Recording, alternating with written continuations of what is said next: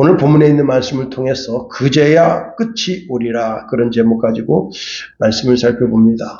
제가 어릴 때 이제 교회에서 부르는 복음성가 중에 노 권사님들이 부르시던 그 복음성가가 있었는데 고대가라는 거예요. 고대가. 예, 손양한 목사님이 작사했다고 하네요. 제가 한번 한 장만, 한 절만 불러드리겠습니다. 낮에나 밤에나 눈물 머금고 내 주님 오시기만 고대합니다. 가실 때 다시 오마 하신 예수님, 주여 언제나 오시렵니까?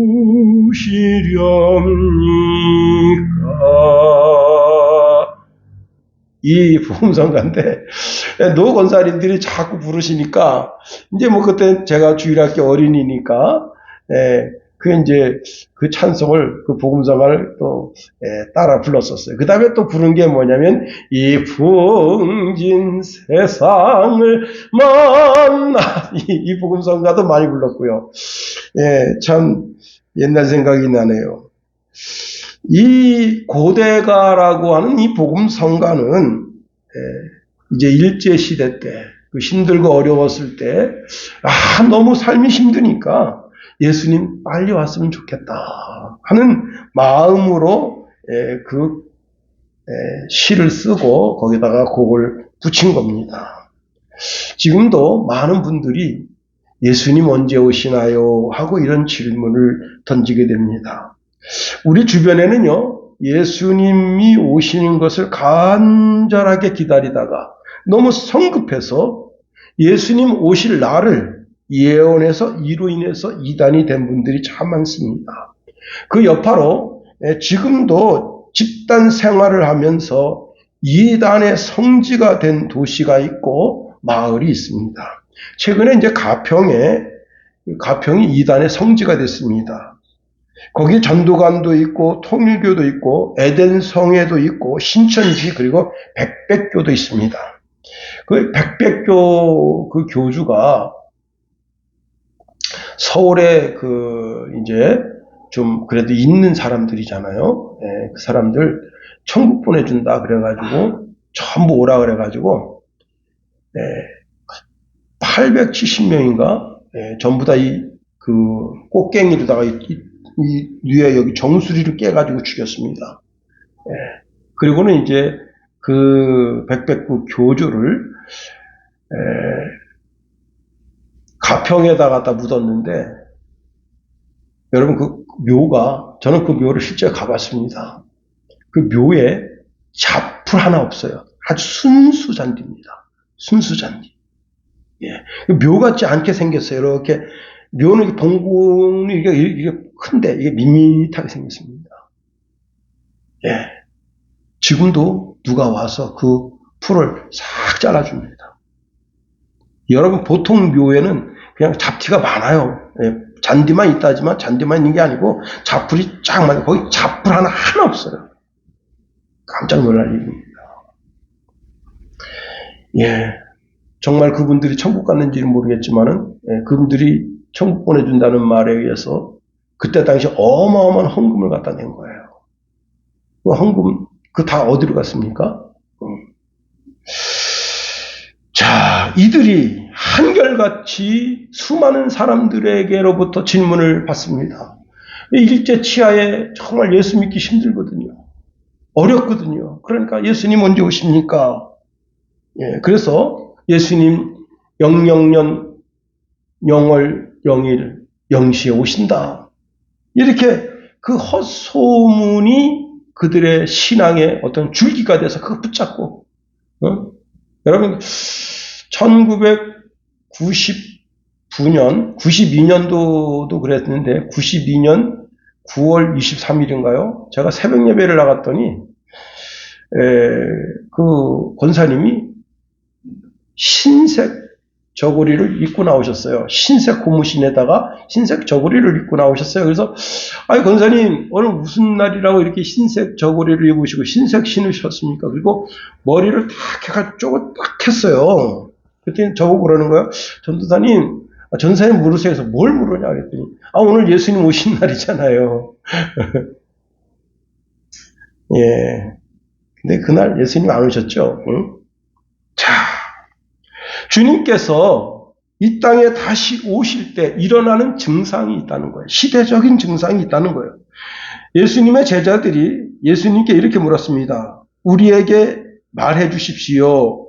어느 때에 이런 일이 있겠으며 또 예수님이 이 땅에 오실 때에 세상에 무슨 징조가 있습니까? 물었더니 예수님이 이런 말씀하십니다. 그때는 많은 이단들이 와서 내가 그리스도라 그렇게 자처한다는 거예요. 예, 그래서 수많은 사람들이 누구를 예수 잘 믿는 사람들을 미혹하겠다 했습니다. 바로 이 시대가 바로 그런 시대예요. 지금 여러분 대한민국에 자기 자신을 하나님이라고 그리스도라고 스스로 말하는 자들이 한 120명 정도가 된다는 겁니다. 그리고 전쟁과 전쟁의 소식이 계속 들리겠다는 거예요. 근데 그 전쟁을 가만히 들여다보니까 민족이 민족끼리 싸우는 거예요. 예. 그 다음에 나라가 나라를 대적해서 전쟁이 일어나는 겁니다. 그리고 자연적인 현상이 나타나는데 기근이 오는 거예요. 기근이 뭡니까? 비 한 방울 떨어지지 않아서 농사를 못 짓게 되는 거예요. 출애굽기서에 보면 7년 대흉년이 있었습니다. 그 7년 대기근이죠. 비 한 방울 안 떨어지니까 곡식을 심어도 싹이 나지 않는 거예요. 그런 일이 벌어지는 거예요. 여러분 실로 놀라운 것은 3월 달에 아프리카에 비가 얼마큼 왔느냐. 여러분 대한민국도 그렇게 비가 많이 온 적이 없어요. 61cm가 왔어요. 비가. 61cm면 얼마 정도 되느냐? 이 정도 돼요. 하루 동안 비가 이렇게 온 거예요. 그랬더니 놀라운 일이 생겼습니다. 그 비가 그렇게 와가지고 그냥 그 사막에 풀이 하나 없는 것 같죠? 풀이 싹 돋아나고 물고기가 막 놀고 이런 일이 생긴 거예요. 응? 그리고는 그 물이 하루 동안만 비가 오고 하루 그냥 딱 멈춰지니까 15일 지난 다음에 다시 싹 말라버렸습니다. 도저히 있을 수 없는 일이 생기는 거예요. 예. 얼마 전 우리나라에도 지진이 있었습니다. 근데 지진파가 2.3이었어요. 그래서 그 지진파가 2.3이기 때문에 무의미하죠. 일본은 제가 언젠가도 말씀드렸잖아요. 일본은 지금도 하루에 지진이 24번에서 36번 정도 지진이 평균 그렇게 일어나요. 그런데 이게 지진이 아주 큰 지진이 아니기 때문에 보도를 안 하는 겁니다. 그 주민들이 얼마나 불안하겠어요. 그러니까 지금 일본 땅이 지금 어떤 식으로 바뀌고 있는가 하면 흐물흐물한 땅으로 바뀌고 있어요. 흐물흐물한 땅으로. 예, 그 지역에 그 지진이 계속 일어나는 그 지역에 계속 지진이 일어나니까 흙이 흐물흐물해지는 거예요. 여러분 그 논에 또 밭에 이제 트랙터가 가서 흙을 막 뒤집어 놓으면 흙이 부들부들해지지 않은 똑같은 현상이 벌어지고 있습니다. 여기 사람 살겠나 하는 생각도 들게 되는 겁니다. 중국도 마찬가지입니다. 중국도 얼마 전에 지진이 있었죠. 예, 참 여러분 이게 모두 예수님 재림 시에 일어나는 현상인데 이것이 재난의 시작이다 하는 겁니다. 그런데 이런 재난이 시작될 때 세상 사람들이 이 재난이 예수 믿는 사람 때문에 온다고 예수님 믿는 사람들한테 뒤집어 씌우는 거예요. 야, 이 기근이 왜 오지? 야, 왜 이렇게 비가 안 내리지? 나라님 때문이야. 이런 경우도 있지만 예수 믿는 놈들 때문에 하늘이 도했어. 그래가지고 예수 믿는 사람들을 잡아서 옥에 집어넣기도 하고 그 다음에 죽이기도 하는 겁니다. 자, 이것이 세상 사람들로 인해서 이제 예수 믿는 사람들에게 오는 환난의 시작입니다. 자, 그렇게 해서 계속 예수 믿는 사람들을 계속 달달달 볶으니까 예수 믿는 사람들이 어떻게 했어요? 아, 예수 믿어서 하나님이 주시는 편안이 있고 즐거움이 있고 기쁨이 있는 줄 알았더니 예수 믿으니까 계속 환난이 있네? 아, 교회 계속 다녀야 되겠나? 그리고는 사랑이 식어지면서 어떤 일이 벌어지느냐? 예수 믿었던 사람이 자기는 이제 실족해서 교회를 안 다녀요. 그러나 그 교회의 그 목사님, 그 다음에 장로님, 권사님 다 알잖아요. 그래서 저 사람이 원래 그 순양교회 그 목사라고, 그래서 고소를 하는 거예요. 그러면 돈을 줘. 응? 저 사람 순양교회 장로였다고. 그러면 그 사람 가두면 돈을 줘. 그래서 여러분, 어떤 일이 생기는가 하면, 교회 안에서 분열이 생기는 겁니다. 그래서 마가복음 13장 12절에 보면, 형제가 형제를 아버지가 자식을 죽이는 데에 내주고, 자식들이 부모를 대적하여 죽게 하리라 했습니다. 실제 이런 일이 생긴다는 거예요. 여러분, 이 형제가 형제를, 이 말은 실족한 형제가 계속해서 신실하게 신앙생활하는 형제를 잡아서 관가에 끌고 가서 이 사람 과거에 예수 믿던 사람입니다 하고 고발하고 돈을 타내는 거예요. 그리고 자기는 그 돈을 쓰는 거예요. 그걸 기뻐하는 거예요.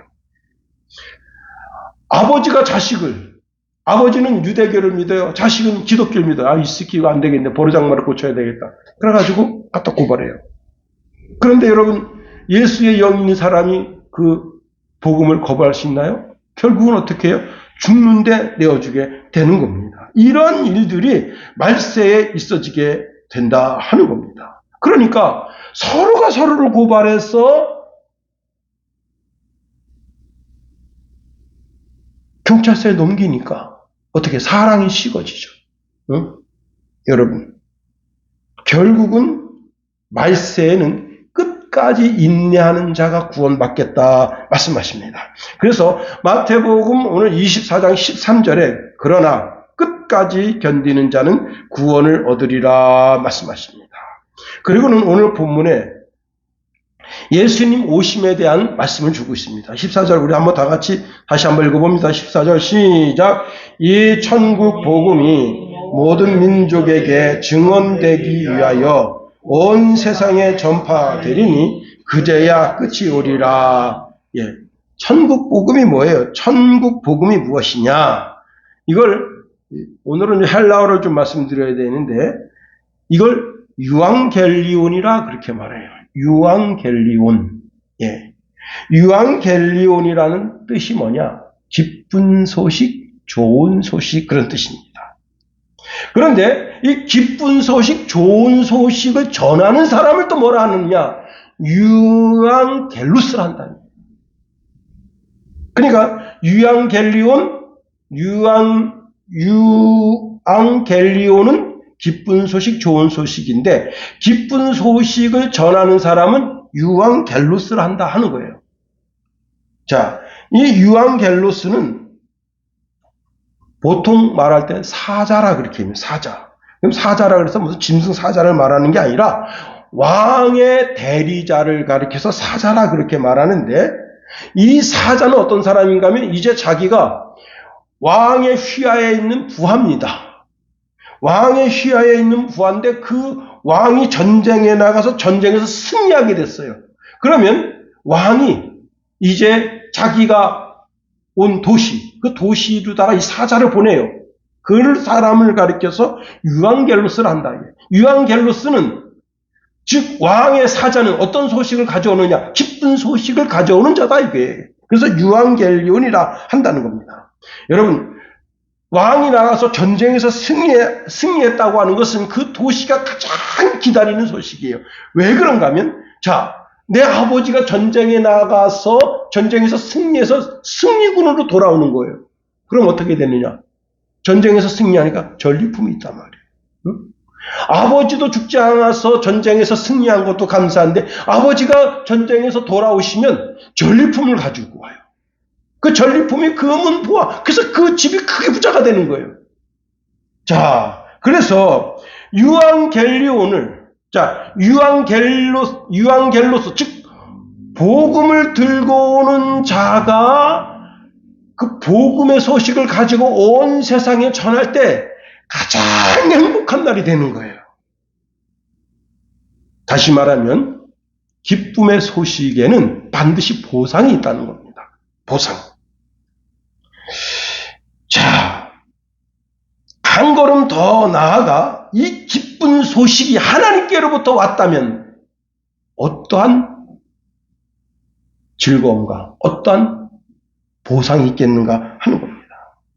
자, 하나님께로부터 유앙겔리온, 즉 복음이 왔다고 생각한다면,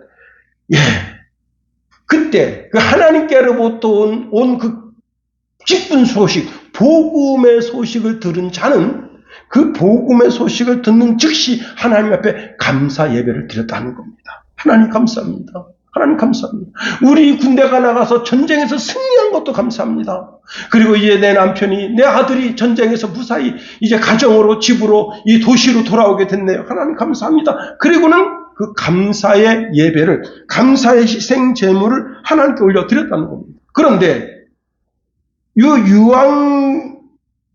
유앙겔리온, 즉 기쁨의 소식을 가져오는 유앙겔로스를 못 믿어. 그럼 어떻게 되느냐? 그 사람에겐 저주가 임한다는 거예요.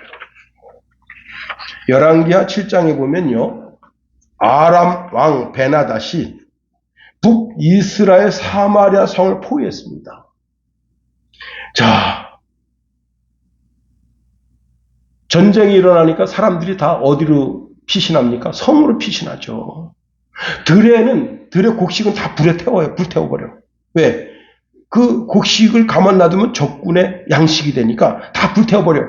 그리고는 모든 백성들이 다 성 안에 들어갑니다. 그 성 안에 들어가서 하루 견뎌요. 이틀 견뎌. 3일 견뎌. 자기가 자기 집에 있는 양식을 가지고 왔어요. 왔어도 15일 지났습니다. 자, 제일 먼저 무슨 일이 벌어지느냐? 여러분, 물이 떨어져요. 물. 그 다음에 양식이 떨어져. 그 다음에 여러분, 사람이 먹으니까 쌀 거 아니야. 그럼 도시가 어떻게 되겠어요? 전염병이 창궐하게 됩니다. 이 참 골치 아픈 거예요. 근데 이 베나닷이 그 성을 그냥 둘둘둘둘둘 말았어요. 이렇게 개미 새끼 한 마리 빠져나오지 못하도록 그렇게. 그런데 그 가운데 어떤 일이 생기는가 하면 먹을 양식이 없어서 두 옆에 내가 서로 약속했습니다. 야, 오늘은 우리 자식을 잡아먹자. 그리고 내일은 네 자식을 잡아먹자. 그리고는 이제 내 자식을 잡아먹은 거예요. 이 자식들 조심해요. 부모가 그렇다고. 먹을 게 없으면 지 자식도 잡아먹는 거예요. 그랬는데 그 이튿날 이제 저 집 자식 잡아먹으려고 갔더니 자기 자식 감춘 거야. 너무 열받아가 이 여자가, 왕이 보니까 왕이 베옷을 입고 이렇게 성벽을 이렇게 돌고 있으니까 왕한테 가서 왕이시여 너무 억울합니다. 그 왕에게 호소하는 거예요.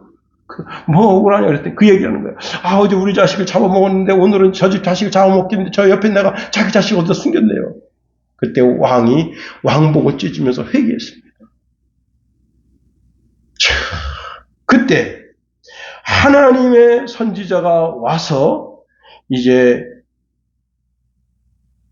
왕에게 이런 말을 줍니다. 무슨 말씀을 주는가 하면, 내일 이맘때에 사마리아 성문에서 고운 가루 한 스아에 한 세겔을 하고 보리 두 스아에 한 세겔에 팔리게 될 겁니다. 했더니 그 이야기를 듣고 있던 장관이 이런 말합니다. 여호와께서 하늘에서 창을 내신들 어찌 이런 일이 있으리요 하니까 하나님의 사람 엘리사가 이런 말합니다. 내가 내 눈으로 보리라. 그러나 그것을 먹지는 못하리라 합니다. 자, 그 이튿날 됐습니다. 어떤 일이 벌어졌냐면 그 성문 밖에 있는 문둥이가 있었어요. 문둥이들이 먹고 살 게 없어. 성 안에 있는 사람들이 굶주리니까 먹고 살 게 없어서 차라리 우리가 이 적군 군대 거기 막사에 가서 한번 구걸을 해볼까? 이래 주구나 저래 주구나 굶어 주구나 가서 거기 가서 칼에 맞아 주구나. 여러분, 문둥병 걸린 사람 누가 좋아합니까? 근데 거기 가서 보니까 아무도 없어. 18만 5천 군대가 다 도망간 거예요. 왜? 하나님께서 그들이 자고 있는 그날 밤에 말바구 소리를 탁탁탁탁탁 소리가 막 들리게 한 거야. 막 뿌연 연기가 막 있으면서 모래 폭풍이 불면서 탁탁탁탁탁 소리 나니까 저 이스라엘 왕이 외국 군대를 불렀구나. 도망가자. 그래서 거기다 먹을 양식 먹는 거 다 도망간 거예요. 그래서 이제 문둥이들이 거기 들어가서 막 훔칩니다. 막 금은법 막 훔치고 막 양식을 막 진탕을 먹고 있다가 오늘은 기쁜 소식이 있는 날인데 우리가 이 기쁜 소식을 안 전하면 하나님께서 우리를 가만 놔두시겠나? 우리 빨리 가서 사마리아 성에 가서 이 기쁜 소식을 알리자 하고 갔어요. 가서 사마리아 성을 향해서 말합니다. 여러분, 우리가 지금 이렇게 이 적군 진영에 가보니까 이 적군에 있는 모든 사람들이 무기도 그냥 놔두고 식량도 놔두고 다 도망갔습니다. 그때 그 장관이 성문 앞에 서서 저 말 믿지 말라고. 저 거짓말이에요. 저놈들 말이지 지금 거짓말한다고. 그럴 때 성문이 열리면서 백성들이 나가면서 그 장관을 깔아주겠다. 여러분, 가장 기쁜 소식이 있는 날인데 그 기쁜 소식을 믿지 못하니까 그렇게 된 겁니다. 그런데 여러분, 우리 예수님은 가장 기쁜 소식을 가지고는 기쁨의 사자다 하는 겁니다. 여러분, 그래서 예수님은 유앙겔로스, 즉 하나님의 사자로서 유앙겔리온, 가장 기쁜 소식을 가지고 오신 분이시다 하는 거예요. 예수님 자신이 먼저 하나님 자신이세요. 하나님 아버지로부터 외아들로 인정받으신 분입니다. 요한에게 세례를 받으실 때 그때 하늘로부터 친히 하나님 아버지께서 음성을 주십니다. 이는 내 사랑하는 아들이요 내 기뻐하는 자라 음성을 주셨습니다. 또 예수님께서 변화산에 이제 베드로, 야고보, 요한 그리고 이제 예수님과 4명이서 그 변화산에 올라가셨을 때 그때 베드로와 야고보, 요한이 너무 피곤해가지고 뻑뻑 졸다가 예수님께서 갑자기 그냥 용모가 확 아름답게 변했어요. 사람의 손으로 희게 할 수 없을 정도로 아름답게 할 수 없을 정도로 확 변하게 되니까 깜짝 놀라서 주님 여기 너무 좋네요. 여기다 초막셋을 짓겠습니다. 하나는 예수님을 위해서, 하나는 모세를 위해서, 하나는 엘리야를 위해서 이렇게 초막셋을 짓겠습니다. 하고 할 때 그때 구름이 쫙 덮으면서 거기서 하나님 아버지의 음성이 들립니다. 뭐라고 음성이 들리는가 하면 이는 내 사랑하는 아들, 내 기뻐하는 자라 는 하나님 아버지의 음성이 들립니다. 그리고는 너희는 예수님의 말씀에 순종하라.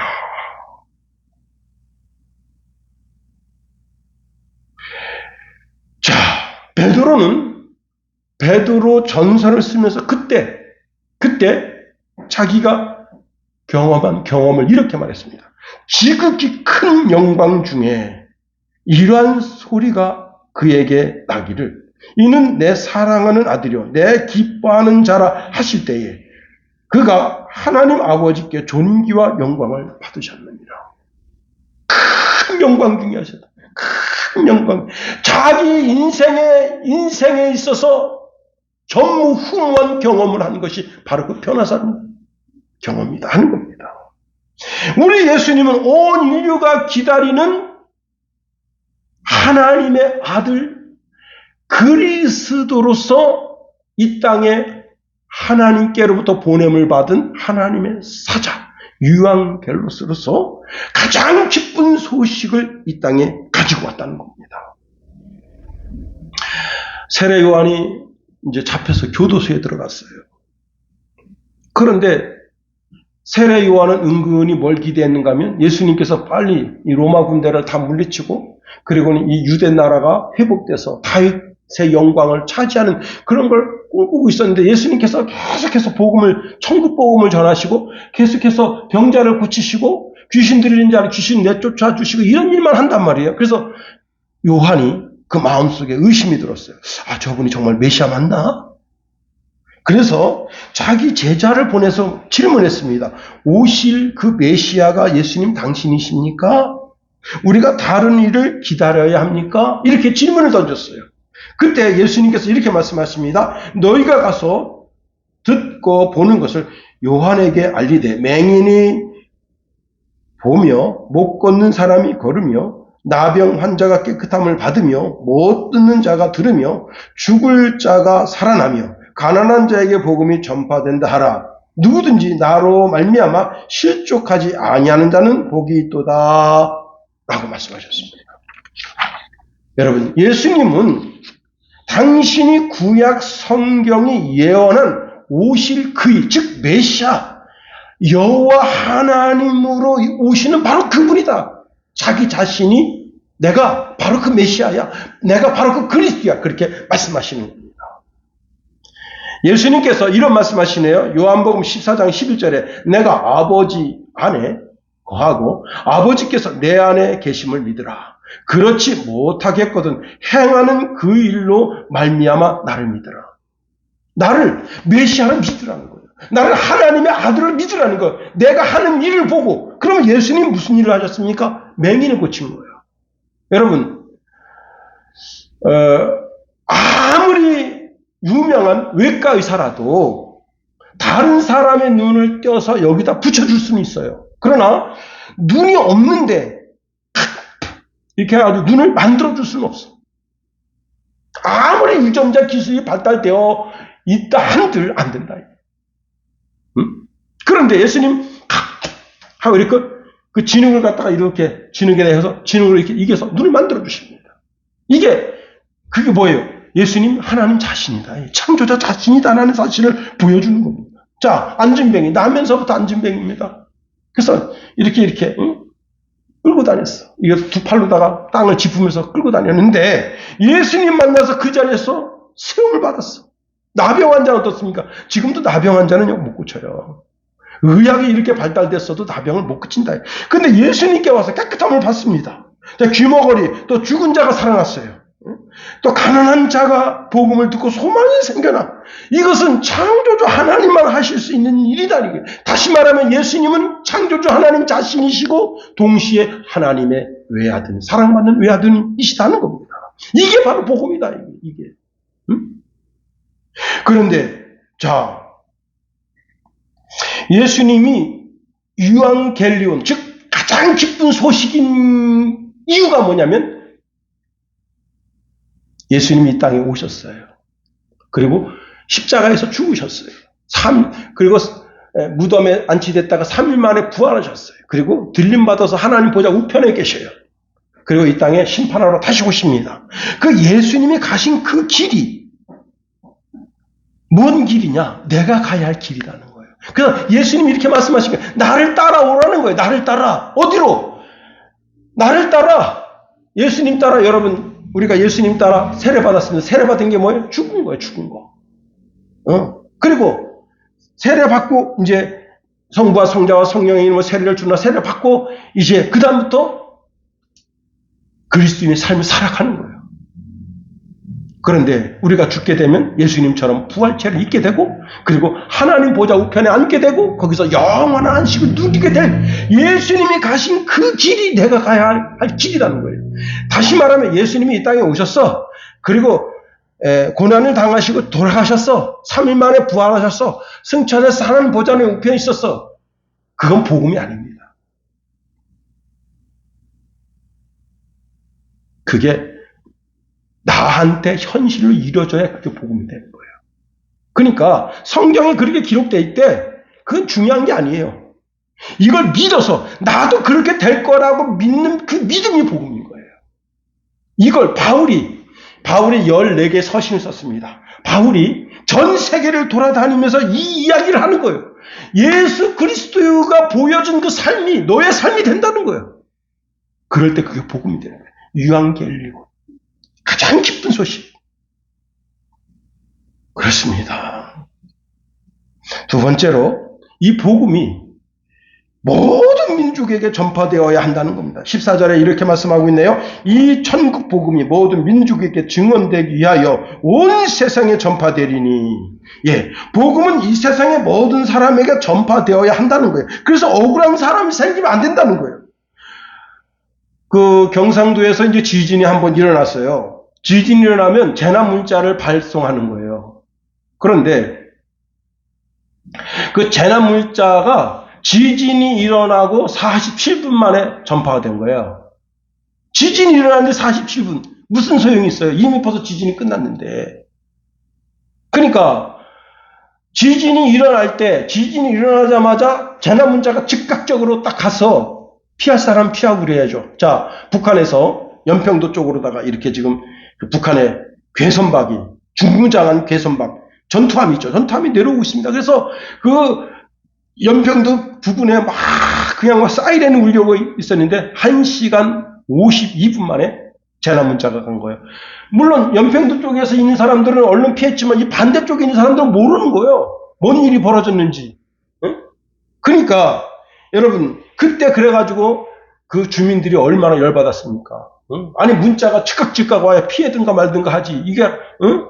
1시간 52분 만에 문자가 나온 재난 문자가 오니까 이미 상황 끝난 거 아니에요. 근데 이미 뭐 거기 있었으면 어떻게 되는 거예요? 전투가 벌어졌으면 개박살 나는 거지. 응? 꽃게가 문제가 아니에요. 이건 살고 죽는 거의 문제란 말이에요. 그래서 여러분 뒷북치는 행동하지 말라. 윤석열 대통령 아마 뒷국지가 아마 많이 흔들렸을 거예요. 뜨거웠을 거예요. 여러분 세상의 재난 문자나 재난 방송도 이러한데 하물며 난 복음 듣지 못했어요. 그래서 나는 예수 믿을 기회가 없었어요. 그런 사람이 생기면 안 된다는 거예요. 그래서 예수님에 대한 이 복음이 땅끝까지 전파되어야 그때야 주님 이 땅에 재림하신다 하는 겁니다. 그런데 사도 바울은 그때 당시에 땅끝이 어디라고 생각했는가 하면요. 바울은 로마 제국의 복음을 전하고 그리고 어디로 가기를 원했냐면 서바나로 가기로 했어요. 서바나가 사도 바울에게 있어서는 거기에 땅끝이라고 생각한 거예요. 로마서 15장 23절에 이제는 이 지방에 일할 곳이 없고 또 열해 전부터 언제든지 서바나로 갈 때에 너희에게 가기를 바라고 있었으니 바울은 로마를 거쳐서 서바나 당시 사도 바울에게 있어서 땅끝은 서바나인데 서바나에 가기를 원했다는 거예요. 사도 바울이 이제 예루살렘에서 일륜이곤 지중해 동부 도시에 여러 도시가 있는데 그 중에 이제 에베소, 고린도, 데살로니아, 그다음에 빌립보, 다메섹 이런 도시에 가서 복음을 증거했습니다. 이제 바울이 더 이상 복음을 증거할 곳이 없기 때문에 다른 지역으로 눈을 돌리는데 그 지역이 어딘가 하면 바로 로마입니다. 로마를 거쳐서 서바나로 가서 자기 마음속에 땅끝이 서바나라고 생각해서 거기 가서 복음을 전하고 그것이 내게 주어진 사명이라 그렇게 생각한 거예요. 예수님이 감람원에서 제자들에게 당부합니다. 예루살렘을 떠나지 말고 내게 들은 바 아버지께서 약속하신 것을 기다리라. 요한은 물로 세례를 베풀었으나 너희는 몇 날이 못되어 성령으로 세례를 받으리라 하시고는 때와 시기는 아버지께서 자기 권한에 두셨으니 너희 알 바 아니요 오직 성령이 너희에게 임하시면 너희가 권능을 받고 예루살렘과 온 유대와 사마리아와 땅끝까지 이르러 내 증인이 되리라 말씀하십니다. 다시 말하면 모든 그리스도인들에게는 그 마음속에 항상 두 가지가 있다는 거예요. 첫 번째는 뭐냐면 보내거나 가거나. 모든 그리스도인들은 보내거나 가거나 해야 된다는 거예요. 두 번째가 뭐냐면 나의 땅끝이 있다는 사실입니다. 자, 여러분 우리가 선교사를 위해서 기도하는 것이 매우 중요합니다. 선교사를 영적으로 돕기 때문에 그래요. 그런데 그보다도 더 중요한 것이 있는데 뭐냐면 선교사가 영적인 어려움보다 경제적인 어려움을 겪지 않도록 도와야 된다는 거예요. 응? 다시 말하면 내가 보낸 선교사가 있다면 내가 후원하는 선교사가 있다면 그분이 선교 활동을 하는데 돈 때문에 선교를 못하고 포기하고 돌아오게 된다면 그것은 그 책임은 나한테 있다는 거예요. 그래서 그 선교사가 원활한 복음 활동을 하기 위해서 뭘 해요? 돈을 보내야 되는 거예요. 돈을. 열심히 벌어가지고 11조 바치고 감사예물 드리고 거기서 멈추면 안 되는 겁니다. 여러분 돈을 쪼개서 선교사한테 선교 활동비를 보내줘야 되는 거예요. 두 번째로 나는 내 땅끝이 어딘가를 찾아야 되는 거예요. 주님께서 이렇게 말씀하십니다. 땅끝까지 복음을 전하라 말씀하십니다.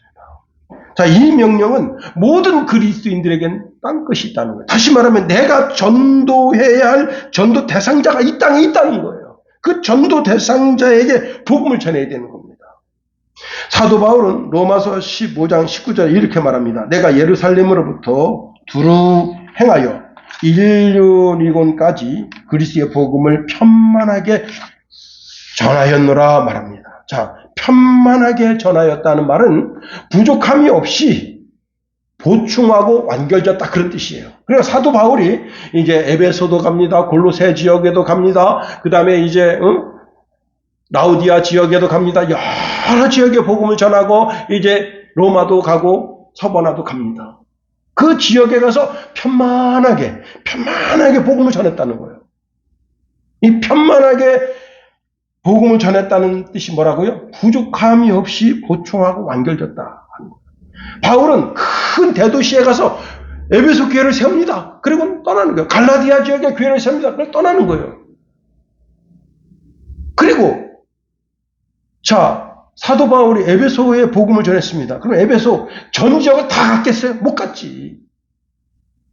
이제 그 에베소 교회 성도들, 에베소 교회에 남아있는 그 성도들이 이제 자기 자신도 편만하게 부족함이 없이 보충해서 모든 사람들에게 복음이 증거할 수 있도록 그 지역을 자기가 책임져야 되는 거예요. 그 지역이 어디냐? 그 지역이 자기 가정일 수가 있고 자기에게 속한 가족일 수가 있고 친지일 수 있고 그렇습니다. 그들에게 복음을 전해야 한다는 거예요. 여러분 두 가지를 늘 생각하세요. 첫 번째, 가든지 보내든지 했으면 책임을 져라. 선교사를. 여러분 기도만 한다. 나쁜 그리스도인입니다. 돈을 보내줘야 돼요. 돈을. 선교사들한테 돈을 보내줘야 돼요. 돈 안 보내주면요 거기서 귀국도 못해. 여러분 그 원주민들은 다 먹고 사는데 나는 그 원주민 먹는 거 여러분 가장 불쌍한 게 뭐예요? 원주민 뭐 먹는데 쳐다보고 있는 거예요. 배고파서. 우리 애기가 가서 쳐다보고 있다고 생각해 보세요. 원주민 애들이 쭈쭈바를 먹고 있는데 우리 애는 쳐다보고 있어요. 여러분 선교사가 돈이 있어가지고 그 원주민 애들 막 불러가지고 아이스크림 사주고 이래야지. 제가 어제 선배 목사님 만나러 갔다 왔네요. 오전에. 그런데 그 선배 목사님이 귀한 얘기를 들려줍니다. 우리 이제 노예에 인형극 대가가 있어요. 인형극 대가. 이분은 대한민국의 최고입니다. 인형극에. 근데 그분이 나이가 지금 올해 71세예요. 코로나 시대를 만나니까 사람들이 어디 못 가잖아. 그래서 코로나 시대가 되니까 전국에서 이분을 불러가지고 어린이집, 유치원, 그 다음에 그 어르신들 계신 양로원 이런 데서 인형극을 해달라고 해서 인형극을 하나 다니셨대요. 그래서 이분이 한 번 가면 50만 원을 받아요. 50만 원. 50만 원 받으면 그 50만 원 받은 돈에서 11조 5만 원을 떼어서 저축을 합니다. 그런데 하루에 두 번, 세 번 갈 수도 있어. 그러면 하루에 150만 원 버는 거예요. 그러면 여러분 주일날도 자기 교회에서 예배드리고 주일 오후에 또 어디 뭐 와달라 그러면 또 가서 또 해주고. 그렇게 해서 돈을 벌었는데 여러분 상상할 수 없을 만큼 돈을 많이 벌었어요. 자, 그런데 베트남에서 이분을 초대를 한 거야. 우리 지금 여기 신학생들한테 이거 인형극 하는 것 좀 가르쳐 주십시오. 그래서 갔어요. 그러면 여러분 이 목사님 초대하려면 어떻게 되겠어요? 비행기 표를 사줘야 될 거 아니야. 그리고 호텔에 동안 일주일 동안 있으니까 호텔에 묵는 비용을 대야 될 거 아니야. 그 비용이 얼마나 큽니까? 응? 비행기표 여기서 베트남까지 가는 비행기표가 얼마인지 모르지만 왕복 60만 원이라고 치자고 두 분이 갔으니까 120만 원입니다. 그 다음에 그분들이 거기 호텔에서 체류하는데 체류 뭐 이렇게 뭐 후진대 모시면 안 되잖아요. 그래도 무궁화 한 4개 정도 있는데 5개 정도 있는데 그런데 모셔야 되니까 그 체류비가 어마어마하단 말이에요. 그 식사를 대접해야 되는데 여러분 그 원주민 먹는 거 그럼 사탕수수 뭐 이런 거 막 먹일 수 있어요? 고급으로 먹여야 되잖아. 그러니까 그 신학교를 운영하는 그 목사님도 사실은 이게 모시지만 그 마음의 부담이 큰 거예요. 이분이 한 번 왔다 한 번 모셔서 그걸 하려면 돈이 그냥 5, 600 깨지는 거예요. 그런데 이제 그 모든 이제 일정이 끝나고 그 신학교 원장님을 불렀습니다. 그 원장님은 이 목사님 모셔가지고 큰 손해 봤잖아요. 경제적으로 하여튼 얼마인지는 몰라요. 저도. 그런데 이 목사님이 이제 베트남에 와서 참 수고하고 그때 그 자리에서 400만 원 돈을 준 거예요. 아니 목사님 제가 돈을 드려야 되는데 아닙니다. 당신이 돈이 뭐가 있어?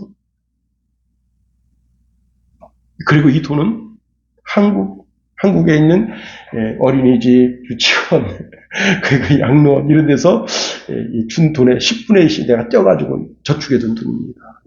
하나님 앞에 드리려고 한 돈인데 하나님 앞에 드리는 게 선교사한테 드리는 거 아니냐. 아니 이 선교사님이 이제 한 400만 원 돈을 받았는데 어쩔 줄 몰라는 거예요.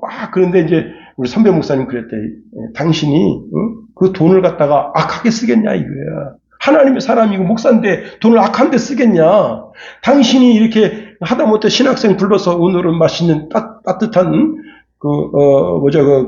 소고기 먹으러 가자. 그래서 가서 그 신학생들한테 쓰면 그게 하나님 앞에 쓰는 거지.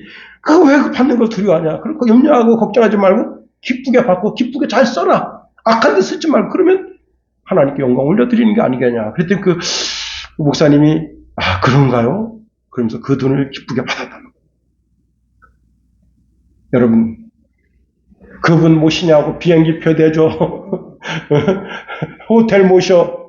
야, 그 돈도 어마어마한데. 이거, 그 원장님이 얼마나 마음이 짐이 됐겠어요. 근데, 걱정하지 마라. 약간 곁길을 갔습니다만은, 여러분, 선교사를 위해서 기도한다. 아니, 기도만 해서는 안 됩니다. 물질을 보내줘야 돼. 그리고, 국내에 왔다. 그러면 따뜻하게 그분을 맞아서, 담은 돈 10,000원이라도 꾹 찔러주면서 제가 형편이 안 좋아서 그런데 선교사님 그냥 어디서 따뜻한 점심이나 함께 사서 드세요 하고 찔러줘야 그게 진짜 성도지. 응? 세 번째로 우리는 끝까지 인내해서 구원에 이르러야 됩니다. 우리 이제 노회에 그래도 영적으로 깨어있는 목사님이 계십니다. 그분은 이제 자기 교회가 한 1200명 정도 모이는데 선교에 전력을 해요. 이제 10월 달에 일본에 있는 선교사들 전부 다 불러들여서 선교사 대회를 지금 계획하고 있습니다. 그리고 이제 이분이 이제 노예적으로도 그렇지만 총회적으로도 그렇고 이제 우리나라 전체적으로도 선교에 관한 아마 두 번째 가면 서러울 정도로 그렇게 일을 하시는 분이에요. 제가 어느 날 그분에게 물었습니다. 목사님은 복음의 최전선에 계십니다. 그런데 땅 끝까지 복음이 전파되어야 한다 했는데 지금 어디까지 전파되었습니까? 그랬더니요. 제가 이 똑같은 질문을 한 5년 전에 했어요. 그때 5년 전에 했을 때는 150명 미전도 종족에게까지 전파됐다 했어요. 150명. 부족이 150명 부족인데 이 부족에게다가 복음을 전하려면 통역사를 3명, 4명, 7명까지 세워야 돼. 그런데 지금은 어디까지 왔느냐? 50명까지 왔다. 50명까지. 이제 조금 있으면 30명까지. 30명까지인데 언어가 틀려. 그러면 여기 통역사를 몇 명 세워야 돼요? 그래 거기까지 왔다니 거의 끝에 왔다는 거예요, 여러분. 정신 차리란 말이에요, 정신. 정신 차리라고. 계산할 때가 아니란 말이에요. 정신 바짝 차리란 말이에요. 미전도 종족 50명 미만까지 왔다는 거예요. 이제 곧 30명까지 오는데 지금 어떤 일이 벌어졌습니까? AI 통역기가 개발됐잖아요. 통역기가 지금 그래서 통역기를 해가지고 7나라 언어는 마음대로 통역이 되는데 이제 문제가 아닙니다. 이게 조금만 더 발달되면 어떤 일이 벌어지겠어요? 미전도 종족 한 10명 사는데도 통역기 가지고는 이제 복음이 전파될 판이에요. 정신 바짝 차리란 말이에요. 주님 오실 날 멀지 않았다는 거예요. 내 생에 오실 수 있다는 거예요. 그러니까 우리가 정신을 바짝 차리고 깨어 있어야 된다는 거예요.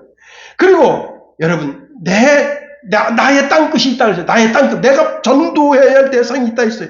그 사람이 지옥에 빠져 들어가지 않도록 내가 책임져야 된다 하는 겁니다.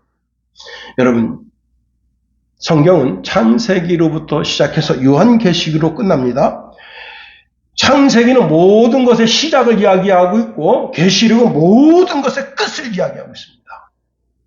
근데 요한계시록 22장 20절 21절에 보니까 이것들을 증언하는 이가 이르되 내가 진실로 속히 오리라 하시거늘 아멘. 주 예수여 오시옵소서. 주 예수의 은혜가 모든 자들에게 있을지어다. 아멘. 여러분, 예수님 별명이 뭔 줄 알아요? 예수님 별명이 알파와 오메가예요. 알파라는 뜻이 뭐냐면 시작이라는 뜻입니다. 오메가라는 것은 마침표라는 뜻이에요. 요한계시록 1장 8절에 이렇게 말하네요.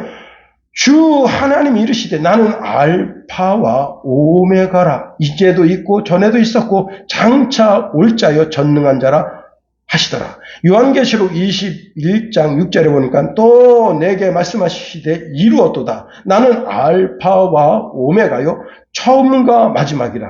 내가 생명수 샘물을 목마른 자들에게 값없이 주리니. 자, 예수님은 창조주 하나님 자신이시면서 모든 것의 근원이 되시는 분이시다는 거예요. 우리 예수님은 인류의 시작점이 되시고 인류의 마지막점, 마침표가 되시는 분이시다 하는 겁니다. 구원의 시작도 예수님께로부터 시작돼서 구원의 마침도 예수님께로부터 마침표가 찍어진다는 거예요. 이 온 우주의 역사의 시작점도 예수님으로부터 시작해서 이 온 우주의 역사의 마침표도 예수님께로부터 찍힌다는 거예요. 그 예수님이 요한계시록 21장 13절에 다시 말씀하십니다. 나는 알파와 오메가요 처음과 마지막이라. 시작과 마침이라 말씀하십니다. 모든 것에 시작점이 있었으면 끝이 있잖아요. 사람의 출생이 있었으면 죽음으로 마침표가 끝나잖아요. 온 우주가 하나님으로 말미암아 창조가 있었다면 마침표가 이제 곧 찍힐 텐데. 여러분, AI가 주는 두려움만 보지 말고 AI를 통해서 전 세계 복음이 전파될 것을 보면서 우리 세대의 예수님 오실 수 있겠구나. 그럼 우리가 어떻게 해야 되겠어요? 더 잘 예수 믿어야지. 더 잘.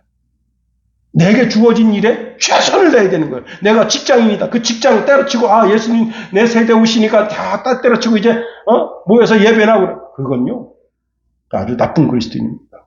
그건 이단들이 그 짓 하는 거예요. 진짜 그리스도는 어떻게 해요? 자기 직장에서 열심히 직장 생활하면서 거기서 하나님의 빛으로, 하나님의 영광으로, 하나님의 향기로, 거기서 하나님의 편지로 살면서 그들에게 하나님이 살아계심을 나타내줘야 됩니다. 여러분, 사도 바울이 이런 말합니다. 디모데전서 2장 4절에 하나님은 모든 사람이 구원을 받으며 진리를 아는 데 이르기를 원하시느니라. 심지어 악인까지라도. 에스겔서 18장 23절에 주 여호와의 말씀이니라. 내가 어찌 악인이 죽는 것을 조금들 기뻐하랴 말씀하십니다. 그러면 이때 우리가 어떻게 살아야 되느냐? 청년들은 정욕적인 일을 피해야 됩니다. 그리고 순결한 마음으로 그리스도와 함께하려 가는 그런 열정을 가져야 되는 거예요. 의를 추구하고 사랑과 믿음과 평화를 추구해야 되는 겁니다. 어리석은 논쟁에 끼어들게 되면 안 되는 거예요. 어리석은 논쟁은 결국은 주먹다짐으로 끝나게 되는 거예요. 그럼에도 불구하고 여러분 복음의 반대자들이 있습니다. 그럴 때 그들에게 온유한 마음으로 그들을 대하고 온유한 마음으로 그 사람들을 잡아주고 더 나아가 그 사람들이 복음을 깨닫고 회개할 수 있는 길로 인도해줘야 되고 진리를 아는데 그 사람 이끌어줘야 될 책임이 우리 속에 있는 겁니다.